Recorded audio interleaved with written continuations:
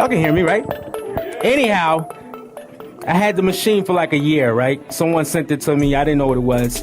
Opened the box up. It was kind of light. I had the first one, the one with the 3 knobs. The Mark 1? The Mark 1. And, you know, I thought it was a toy, man, because it weighed like an ounce. You know what I mean? And I'm used to using the MPC or SP1200, you know? But when I plugged it up and started working with it, you know, the thing was a beast, man. So really quickly, we're going to talk to Ski about his transition from the MPC to Maschine. Right.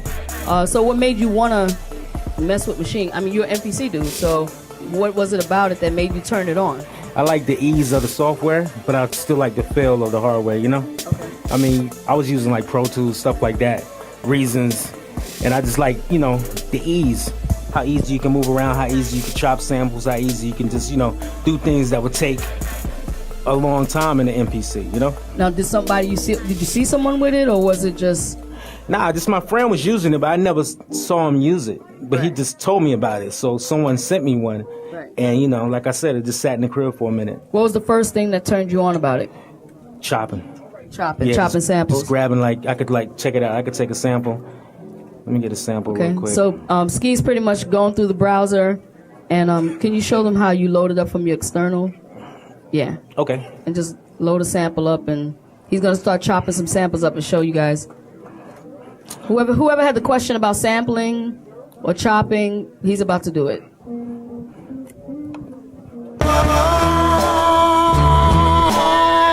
Like I would have my sample, right? Right.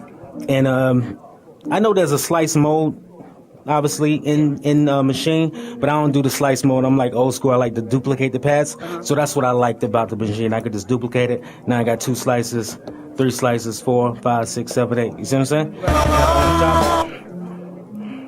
I gotta make sure they all on. Oh, matter of fact, hold on. I'm not as fast as you. Here he go. I want to point something out. While he's chopping the samples up, he made sure that his samples was in polyphony 1, and it was in the first page. So if anybody, you know, understands, like, so that the sample doesn't double over, he made sure his polyphony was in 1 as he's chopping it. Now, are you in one-shot mode or ADSR? I'm in one shot. Gotta be in one shot when you're doing this.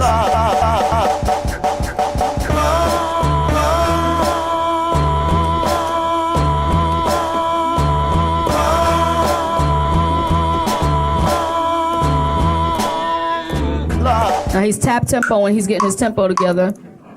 He's chopping up the sample.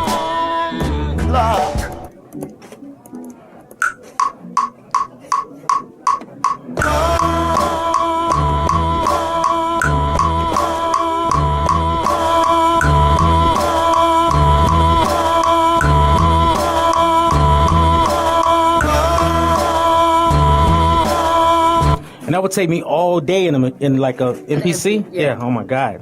Just to do that, you know, just to get it. Now, what do you do after you make the pattern? Like, kind of walk them through your thought process. Once I get my chop, you know, that probably wouldn't be my chop, but if it was, I would go to my drums, go to a different group. I don't have my libraries here, so I'll just use the native instrument library. You have a question for Ski? Yeah, so he's copying them and then moving the start point on each one. So Yeah. So he's not really chopping it. He's got the entire sample. He's actually chopping it because he's sampling. He's sampling. Hold on, Ski. He's sampling is in each pad. Even if he went to slice and he sliced it and he copied it and created a group, it's non-destructive. So it's gonna just take the slices and put them on separate pads. But instead, he's just doing it the manual way because that's his style. But everybody has their own style, so he's just showing you how he does it. And this is the old school way of chopping, and he's showing you that you could use the newer software and still have your older techniques and use it in Maschine. So he's loading up a drum kit right now, or are you going to create a kit? No, I'm going to load one up. He's going to load a drum kit up and add drums to his chops and create some patterns.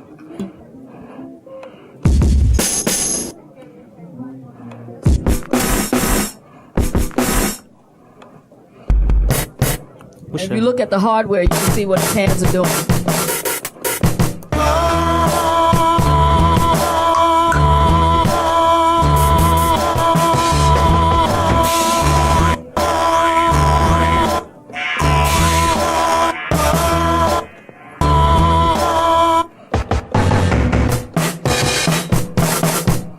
Now the question I have for you, really quick, before you start your pattern, do you have a set amount of bars in your preferences that you like to start with, or do you just freestyle it? No, I keep mine on 4. Okay. That kind of gets me started. So if you guys are wondering, he's just hitting record. He's actually, in his preferences, he has a set number of bars that anytime he creates a pattern, it goes to 4 bars by default. So you can have it on 1 bar, 4 bars, however many bars you want. So you're watching him and you're like, well, it's just looping at 4 bars automatically. No, he actually set it up inside his preferences, so anytime he works, it just does what it's supposed to.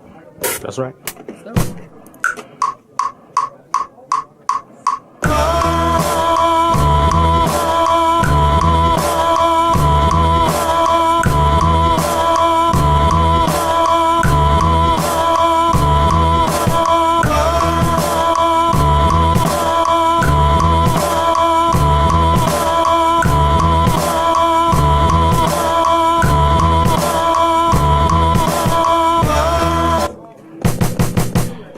What I do now, I throw a swing on the kick. First I'll quantize the kick. Then I'll swing it like 50%. Tell them how you doing that. Holding down the pad, whatever sound I want to add a swing to, I hold the pad down, go to the, what section you call this? This is the user section. The user section. The editing section, and at the bottom of the wheel, if you hit the arrow, you can either tune it, swing it, change the volume. So he's going to swing it. Swinging it. Boom. Pause.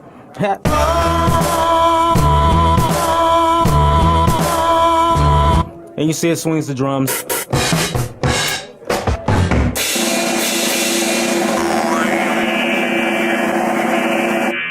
I'm gonna go to a different group, find a different kit, because I don't like Now that. you guys understand how he's creating the groups, right? So he's basically building drum kits. The groups are unlimited, so he could add as many drum kits and whatever he likes, he's just gonna pull it out of each kit.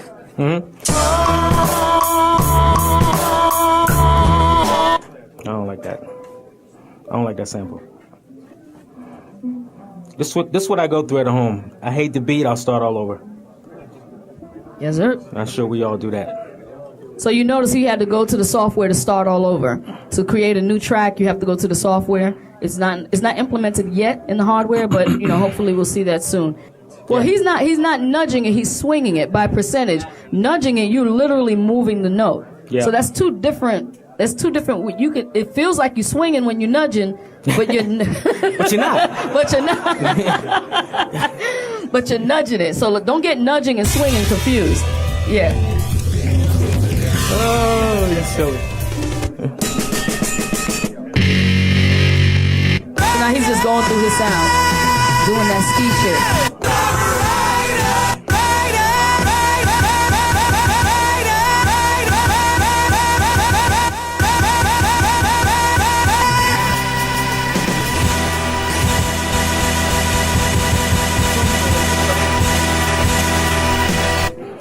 And with the Maschine Studio and also all the other machines, you can zoom in. I don't know what you call it. I don't know the technical terms. This is the zoom, and this is just the scroll, so he can go back and forth like this. Zoom in. I just go. Time stretch. Yeah. So check it out. If I want to time stretch this right here.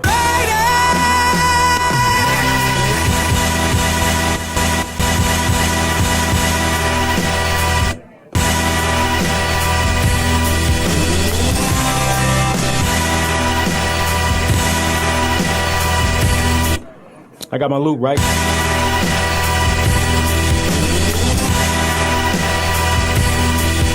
Now you want to speed the tempo up and keep the same pitch, right? Watch what he's doing so you know exactly what he's doing. All right, I go to time stretch. Boom. It's telling me the source. Oh shit! Oh, I got this sitting on 20. My bad. The source tempo is 90. I mean 71, and I want it to be 90. So boom. I keep the tuning the same. Just the tuning here. I keep that the same. And you just hit. It's 1 bar. You just hit apply. Now it's gonna be faster.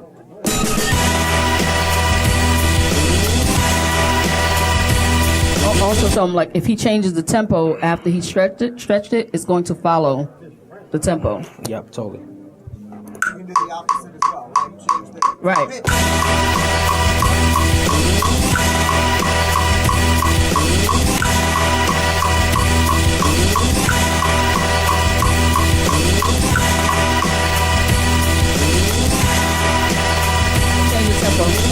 I change the tempo? Yeah, change the tempo so he can see.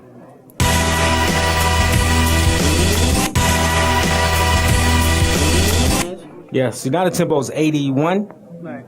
So I gotta go, 80, so I gotta go back here and hit apply. Now.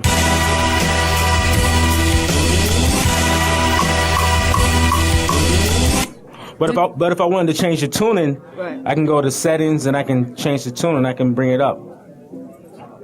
Apply.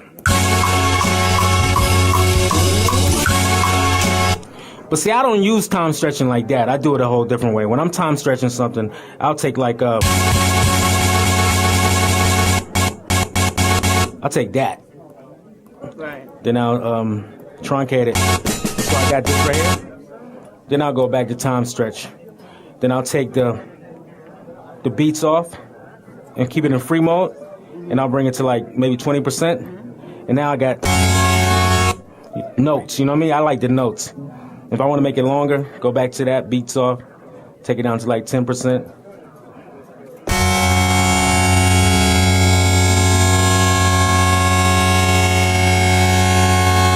And there's just so much you can do with that, you know? Now, also, you shouldn't time stretch an entire record. Like, find out what you want to use in the record, chop it up, find the piece you want, and then manipulate that piece. Yeah, stretching in here, a whole record is going to sound crazy. Yeah. Yeah. I'm interested in buying the machine if it's easy to then use within a DAW. Oh, yeah. Yeah, check this out. Yes. Can you show us about using it within a DAW? Because it's imperative varies from DAW to DAW and how you use it. It does, All right. absolutely. No. What DAW are you using? Sonar. I'm a- and also FL Studio. You know, but I want to know for generally, Okay. whatever DAW you have, what the tricks and problems and things you gotta think about when trying to use it. Okay. I'm gonna do something real quick. I use Ableton. Anybody use Ableton? Yeah. All right, I'm gonna show you how I use it with Ableton. Something real quick.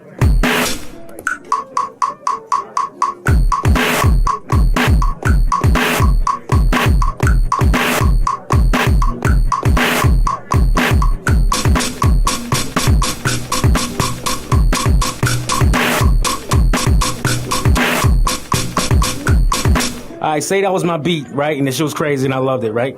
It was whack. Anyhow, I would save this right here. I would save my session. Are you watching how he's saving it? I'm just gonna put it on my I'm gonna put it on my desktop for now. All right, I'm gonna call it whatever. Ski. And what you have to remember is the tempo that you save the sequence in. So I know it's 120. So I'll quit machine. I'll go to Ableton or whatever DAW you use. You know what I mean? Now, Machine is also a VST, Audio Unit, RTAS, AAX. Right. So those are the extensions. It's not rewired, just to be clear. Yep. That it's an actual, it's a virtual instrument. You don't need to rewire that. When you got your DAW open, you go to your plugins and, you see Machine 2 here. You throw it on a MIDI track. Machine opens up. Once the machine opens up, you open up the song that you just created that you wanted to, track out in your DAW. So you guys are clear that he's opening up Machine as a VST. So it's an instrument inside of the DAW. So it's slaved to the DAW. So whatever tempo your DAW is at, is going to be at that tempo. Whatever transports, so you lose the ability to use the transports unless you set it in your control editor. There's options in the control editor to choose whether this transport can control, but it's going to control the DAW, not Machina. And then you can still use record, you can still press the pads and everything, but everything is controlled by the DAW, which is the master. So boom, we got the Ableton controlling Machine. Wait, hold on 1 second. You guys realize that the beat that he did with it standing alone, he was able to open that beat up inside of the DAW, inside of Machina. Boom. Yeah. All right, and if you want to track it out, I don't know how it works in Logic. I don't know how it works in Cakewalk or whatever you use. But I know here, I just create my tracks. I go to my external ends. You see Machine here. Put them all in Machine. Nope, not that. Right here. The first one to kick, right? I go here. I go to my outputs. For some reason, Machine, when you use external one, it really doesn't work. No, the first channel is always dedicated to the VST. Okay, so always start on 2. 2. Okay, the snare on 3. I put the hi-hat on 4. See, now he's actually wiring it in a way that would be wired for hardware. So if you had an MP and used to come out of your 8 outs, he's actually virtually doing it that way. And then the other option is for him to play it and literally drag and drop the actual audio from the VST. But he's showing you how to do it straight recording into a DAW. Yeah. Yes. So that's not from the tracks. I beg your pardon? Is he assigning outputs? Yes, out of the VST into the different channels in Ableton. But he's doing it like, you know, as if if anybody's ever been in the studio, yeah. like the output, the hardware. But, I mean, some people just drag and drop the patterns right into the audio tracks. But he wants to stay inside a machine while he's working and still hear everything and have control of each sound in Ableton. So in order for him to have control of each sound, he has to actually send each sound to a channel. You following me, right? Okay. What I did was, I went here. This is the machine outs. Like, this is the kick, that's the hi-hat, that's the snare. I got the kick here. I brought in the snare, and I brought in the hi-hat, right? Then I put it on auto so I can hear it. Or you can throw it in N, it doesn't matter. Maybe N is better. And then you have to arm the tracks in Ableton in order to hear it. So I got them armed, so now when I play it, you got the individual tracks. It goes back to what I was saying about him having control. Now he has control of everything in Ableton the way he'd like to. He could have controlled it in Machina, but he's using his DAW. So when he's ready to print, he can actually print whatever he wants. Yeah, if I wanted to record it. And right now I'm tracking out. Can you show them the drag and drop also? Just Sure. I don't do drag and drop, but I can do it. Boom. so you guys saw how he did it with the outputs. He could have easily drag and drop also. He's going to show you. You have to solo the kick. He's going to solo the kick, and he's going to... How do you do it? You do the... okay, you just come here. I'll show you. Basically, he's going to solo the kick. He comes here where his plus sign is. Oh, they moved it. You hold it, drag and drop it. Boom, right there. Boom, it's right there. And now he can pick how he would like to convert the MIDI or drag it. That's if he drags it to his MIDI channel. But if he came here and dragged it right here to an audio channel, it automatically prints.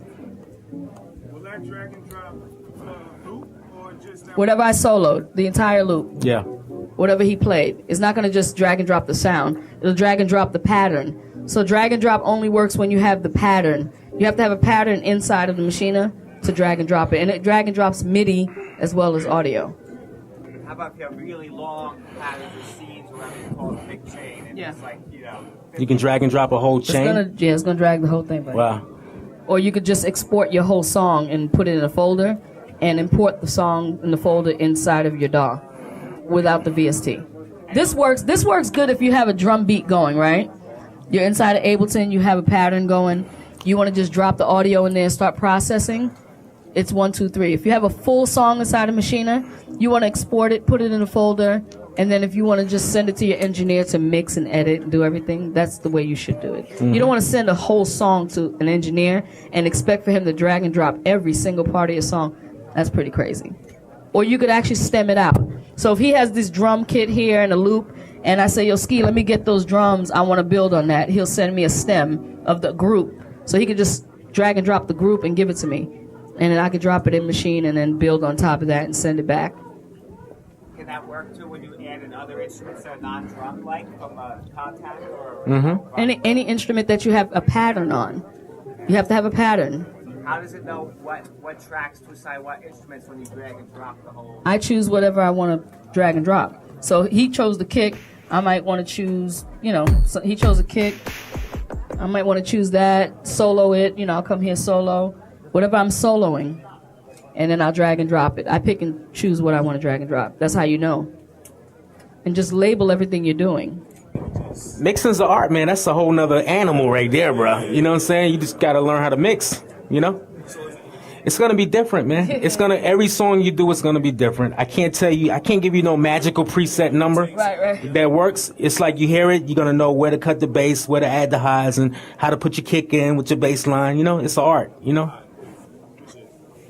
Now, let me ask you: when you use a machine, are you in one scene doing the whole beat? Yeah. That makes a difference. You're not breaking it down to a song format, right? You're not opening it up where the verse is open and you're taking some stuff out of the beat. You know, are you? Yeah, is you everything sequencing? played? Is the song you mode? sequencing it? Are you arranging? Yeah. Okay. Okay. Yeah. I mean, and this ain't to be funny or disrespectful, but I mean, before you get into like making beats and being a machine and all that, like we have years in the studio. I mean, I'm coming from an engineer's background. I'm a recording engineer first. You know, Ski's been making records for years, and you know, to bring that skill set to Machina is still the same skill set. It's not like we're getting on here and there's something different on here. The compressor on here is different than the compressor that was in the studio. You know, it's different than the 160 XT or different than, you know, H3000 reverb. You know, a studio has, you know, what I'm talking about. So it's the same concept. It's the same, you know, learn production, understand levels, understand compressors.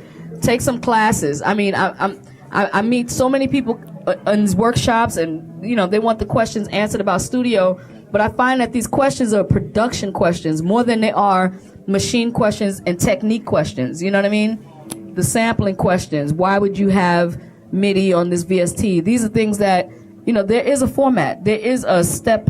You know, don't ask me about automation if you don't understand how to make a pattern. Why would you use automation? Why are you sampling? Why are you sampling at, you know, such and such hertz? Or why aren't you cutting? Why are you using an EQ? Why a filter? Take production classes. Like, really, it's worth it. No, production classes and engineering is a different world. Those are two... Yeah, no. What I'm saying is, like, what it's asking. Yeah.